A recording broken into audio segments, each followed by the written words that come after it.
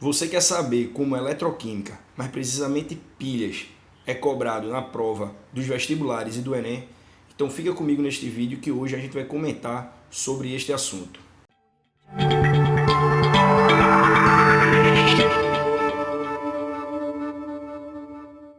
Bom, eletroquímica, pilhas. Antes da gente começar propriamente dito o conteúdo, eu gostaria de fazer um convite para você em participar e se inscrever em nosso canal aqui no Saber Enem Química e Física. Então, se você não é inscrito, se inscreva clicando aqui nesse campinho. E se você já é inscrito, gostaria que você ativasse a sua notificação aqui nesse sininho para que você seja notificado sempre que a gente publicar um novo vídeo aí que vai auxiliar você nos seus estudos, ok? Então, iniciando a nossa revisão de eletroquímica. A gente vai fazer uma breve revisão e depois a gente vai com exercícios resolvidos, ok? Então vamos lá. Revisão de eletroquímica. O que é a eletroquímica? A eletroquímica é um ramo da química que estuda a relação entre a reação química e corrente elétrica. Como assim? Como é que funciona isso? Vamos lá. É simples. Quando uma reação química ela gera uma corrente elétrica, a gente está falando de pilhas. E quando uma corrente elétrica ela induz uma reação química, a gente está falando de eletrólise. A gente vai detalhar um pouco mais esse assunto aí. Então, se você percebe, a corrente elétrica sempre é o quê? Elétrons em movimento. Então, se você lembrar que corrente elétrica é elétrons em movimento, você vai lembrar que vai funcionar da seguinte forma. É necessário que haja uma reação de oxidação e redução. Então, essa reação química aqui, que gera a corrente elétrica, ela deve ser de oxidação e redução, também chamada de reação de oxirredução. Por que tem que ser desse tipo? Porque uma reação de oxidação é aquela reação que acontece uma perda de elétrons. E uma reação de redução é aquela que acontece um ganho de elétrons. Então, se você tem um elemento que ele perde elétrons e outro que ganha elétrons, então vai ter um fluxo de elétrons em movimento, gerando uma corrente elétrica. Okay? Exatamente através dessa transferência de elétrons. Então, imagine o seguinte, eu tenho duas substâncias, uma substância A e uma substância B. Imagine que essa substância A ela queira ganhar elétrons, ou seja, ela tem um alto potencial de redução. Potencial de redução, lembre que é aquela capacidade dele tem de reduzir, ou seja, de receber elétrons. Quem tem maior potencial de redução quer ganhar elétrons. Okay? Imagine essa outra substância B, que ela quer perder elétrons. Ela quer perder quando ela tem baixo potencial de redução, ou seja, ela não quer receber elétrons, ela tem baixo potencial, ela não quer receber elétrons. Certo? Então ela quer perder elétrons.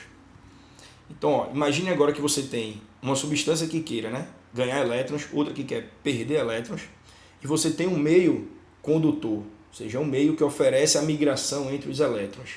O que vai acontecer? Os elétrons vão sair daquele que quer perder elétrons para aquele que quer ganhar elétrons. E isso é exatamente o funcionamento das pilhas.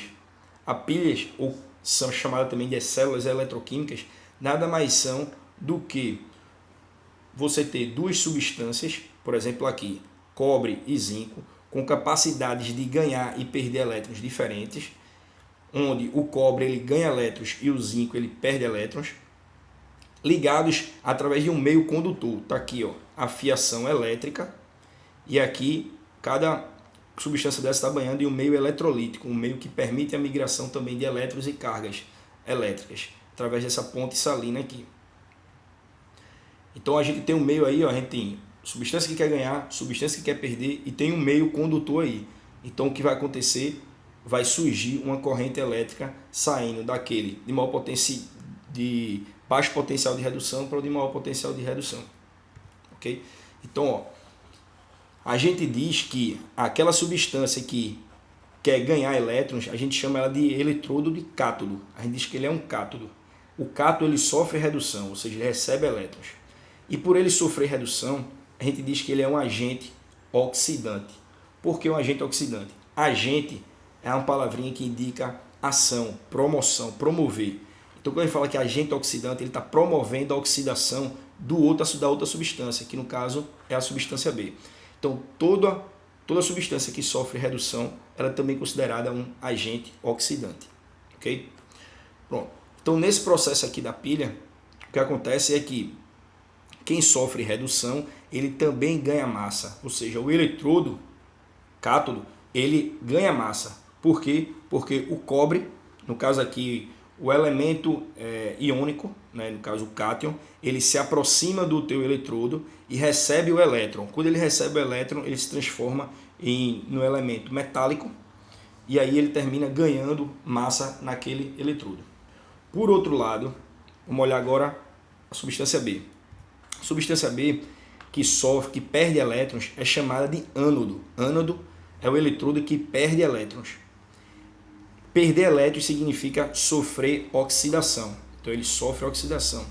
Como ele sofre oxidação, ele perde elétrons e envia elétrons para a substância A, para a substância A se reduzir, a gente chama ele de agente redutor, porque ele promove a redução da substância A. Então, todo eletrodo ânodo sofre oxidação e é chamado de agente redutor. E por ele perder elétrons, ele transforma a sua estrutura em uma estrutura iônica. No caso, um cátion, ele perde elétrons, se transforma em cátion e termina se dissolvendo no eletrólito. Quando ele se dissolve no eletrólito, ele termina sendo consumido. Então, ele perde massa. A gente diz então, que o ânodo vai perder massa. Ok? Então, vamos lá. Qual é a relação entre reações de redução e potencial de redução? Vamos analisar agora. Essa relação é o seguinte. Reações de redução é aquela reação de recebimento de elétrons. Então, trouxe aqui alguns exemplos de reações de semi-reação. Algumas semi-reações de redução.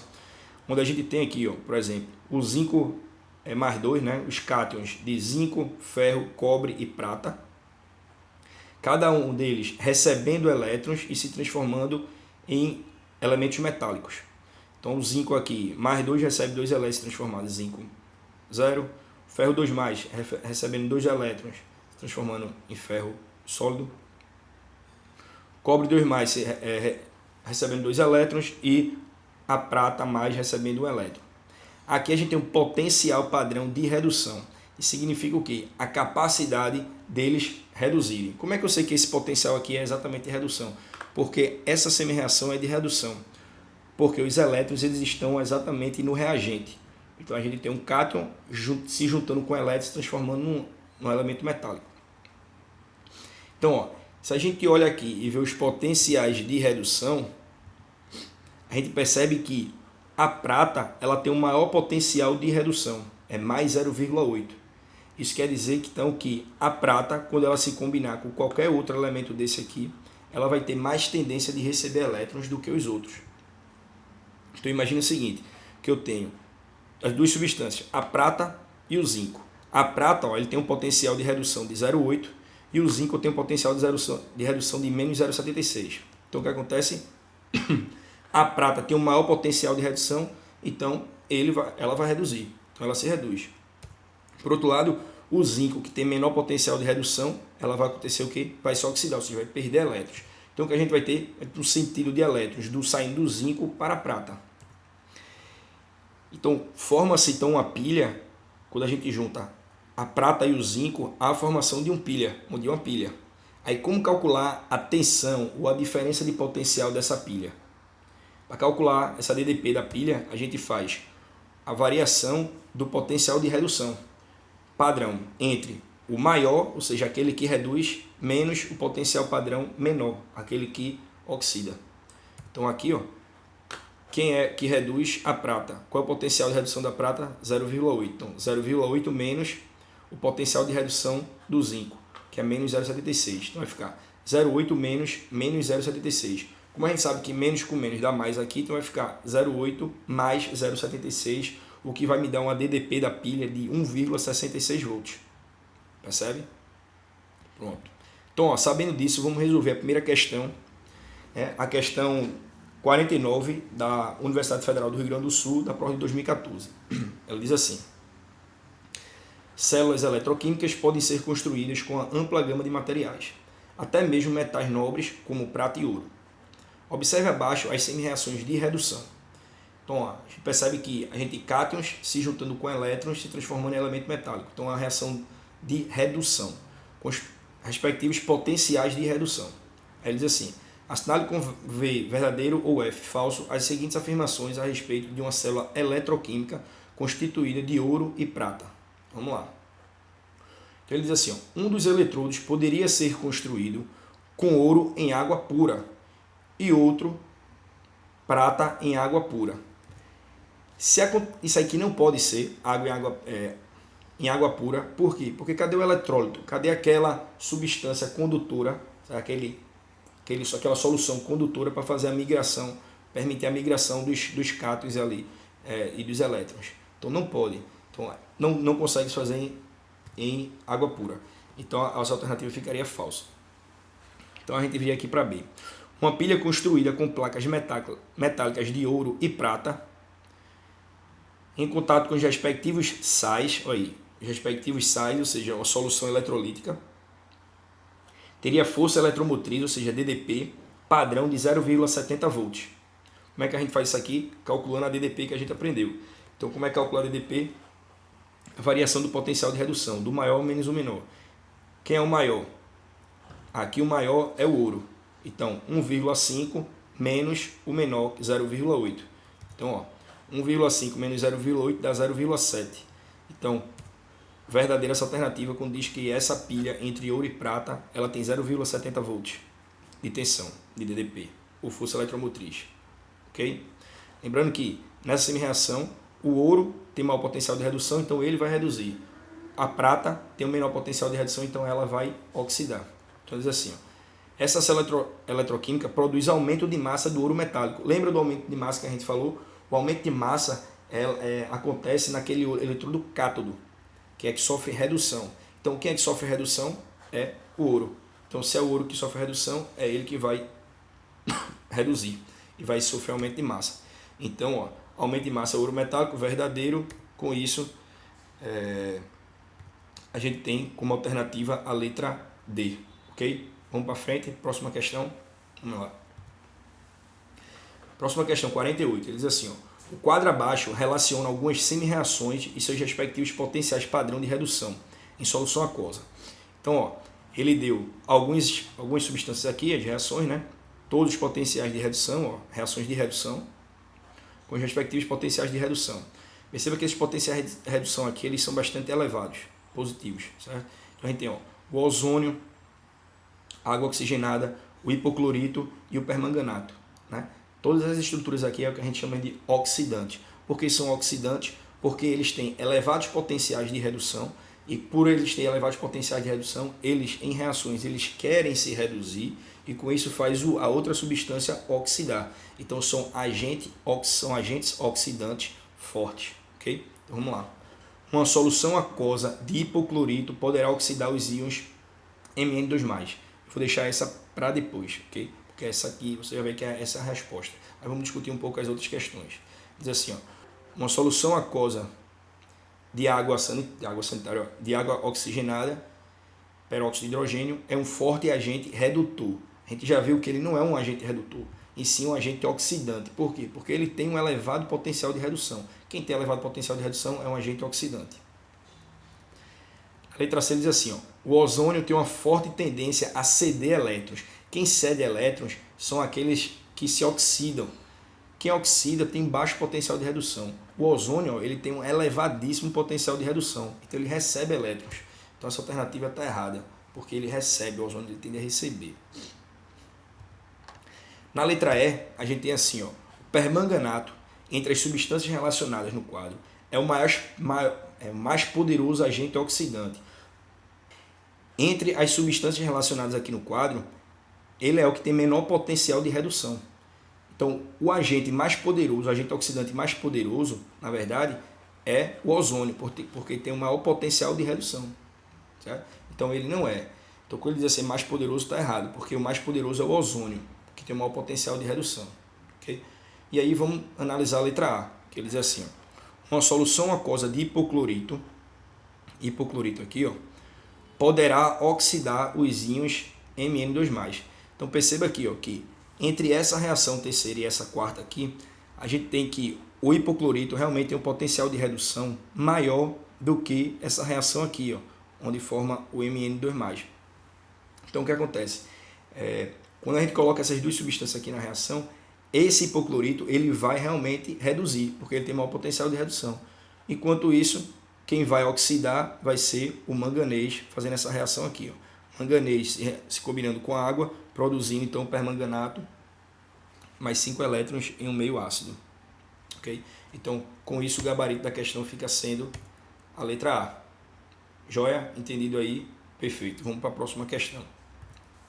Próxima questão da Universidade Federal do Rio Grande do Sul, questão 48, diz assim: célula a combustível é a alternativa para a produção de energia limpa. As semi-reações da célula são hidrogênio formando 2H+, mais 2 elétrons e meio oxigênio mais 2H+, recebendo 2 elétrons dando água. Sobre essa célula pode-se afirmar que o H2 é o gás combustível e oxida-se no cátodo. O que é que está errado aqui? Dizer que há uma oxidação no cátodo é um erro terrível, porque oxidação é ânodo, ânodo que sofre oxidação. Lembra que oxidação começa com O, uma vogal, ânodo começa com A, uma vogal também. Então, oxidação, ânodo. Okay? Então, não pode ser a letra A. Vamos lá. Na letra C ele diz assim: H2 e CO2 são produzidos durante a descarga da célula. CO2 ser produzido numa célula, primeiro que CO2 nem aparece aqui na estrutura, né? E CO2, a produção de CO2, ele não é considerado energia limpa. Como a gente está falando de energia limpa não produz nem monóxido de carbono, nem dióxido de carbono, porque são gases poluentes, certo? Então, essa alternativa C também está falsa. Vamos olhar aqui a letra E, diz assim: oxigênio é o gás comburente e reduz-se no ânodo. Mesma coisa, ó, redução no ânodo, não. Quem no ânodo sofre oxidação. Então essa alternativa aqui está falsa. Lembrando que redução acontece no cátodo. R de redução, uma consoante. Cátodo, C de cátodo também é uma consoante. Então, redução, cátodo. Ok? Vamos lá. Então, a letra D é a alternativa correta e ela diz assim: a célula combustível é um exemplo de célula galvânica. Ou seja, a célula galvânica é aquela que a gente tem um potencial de redução. Temos uma pilha, né? Então a gente tem um elemento que ele quer perder elétrons e outro elemento que ele quer ganhar elétrons. É o que acontece aí na nossa reação. Vamos resolver agora a questão 76 da prova da FUVEST de 2017. A questão diz assim: células a combustível são opções viáveis para gerar energia elétrica para motores e outros dispositivos. O esquema representa uma dessas células e as transformações que nela ocorrem. Então a gente tem aqui a reação química que diz que o hidrogênio gasoso reage com meio oxigênio gasoso, produzindo água gasosa. E um ΔH aqui, que é a variação de entalpia, ou seja, a energia envolvida na reação é menos 240 kJ por mol de hidrogênio. Isso quer dizer o seguinte: esse negativo nesse ΔH, nessa variação de entalpia, quer dizer que ela é exotérmica, ou seja, ela libera energia. Então, houve uma liberação de 240 kJ por mol de hidrogênio, ou seja, para cada mol de hidrogênio envolvido na reação, é uma liberação de 240 kJ de energia. Ok? Vamos lá. Então, está aqui o funcionamento da pilha, mais ou menos. Ele diz assim: ó, a corrente elétrica em ampere, ou seja, coulomb por segundo, gerada por uma célula a combustível que opera por 10 minutos e libera 4,8 kJ de energia durante esse período de tempo é quanto? Ok? Então ele quer saber a corrente elétrica. Vamos lá. Então, resolvendo essa questão, a gente tem que primeiramente separar os dados. Então, quais são os dados que ele fornece para a gente? Ele forneceu para a gente o ΔH da reação, que é a energia envolvida na reação, ou seja, a energia que é de 240 kJ por mol de hidrogênio, ela é liberada. Aí ele informou também que a energia efetivamente liberada foi de 4,8 kJ. Está aqui ó, no enunciado, quando ele fala assim, ó, por uma célula a combustível que opera por 10 minutos e libera 4,8 kJ de energia. Outro dado que ele forneceu foi o tempo, que ele fala em 10 minutos. Como a gente sabe que cada minuto tem 60 segundos e o tempo ele tem que ser transformado para segundo. Por quê? Porque a corrente elétrica é coulomb por segundo. Então, o tempo de 10 minutos é a mesma coisa de 600 segundos. E ele forneceu também, no enunciado, que 1 mol de elétrons é 96.500 coulombs. Aí você diz assim: ah, onde é que ele forneceu? Está aqui, ó, nessa nota aqui, ó. Carga elétrica de 1 mol de elétrons é 96.500 coulombs. Ok?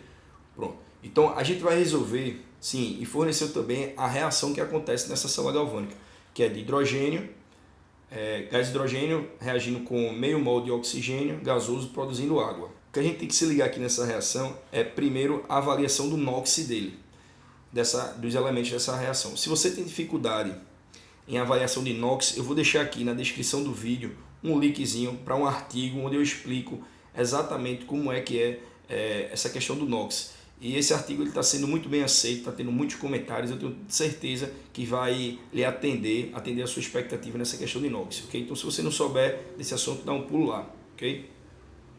Pronto, então o que é que essa reação diz aqui? Ela diz que o hidrogênio tinha inicialmente o NOx zero, o oxigênio também tem NOx zero, mas houve uma variação de NOx aqui, ó. Então, por exemplo, o hidrogênio ele saiu de NOx zero para NOx mais 1, ou seja, houve uma variação de NOx de uma unidade. Só que é uma unidade para cada átomo de hidrogênio. Como a gente tem 2 átomos de hidrogênio trabalhando aí, então a gente tem eu tenho que multiplicar por 2. Ou seja, nessa reação houve uma transferência de 2 elétrons, né? 2 mols de elétrons. Então a reação de oxidação, ou seja, de perda de elétrons do hidrogênio gasoso é hidrogênio gasoso formando 2H+, mais 2 elétrons, certo? 2 mols de elétrons, ok? Então a nossa resolução ela vai envolver 4 etapas. Quais são elas? A primeira etapa é essa, cálculo do número de mols de hidrogênio consumidos.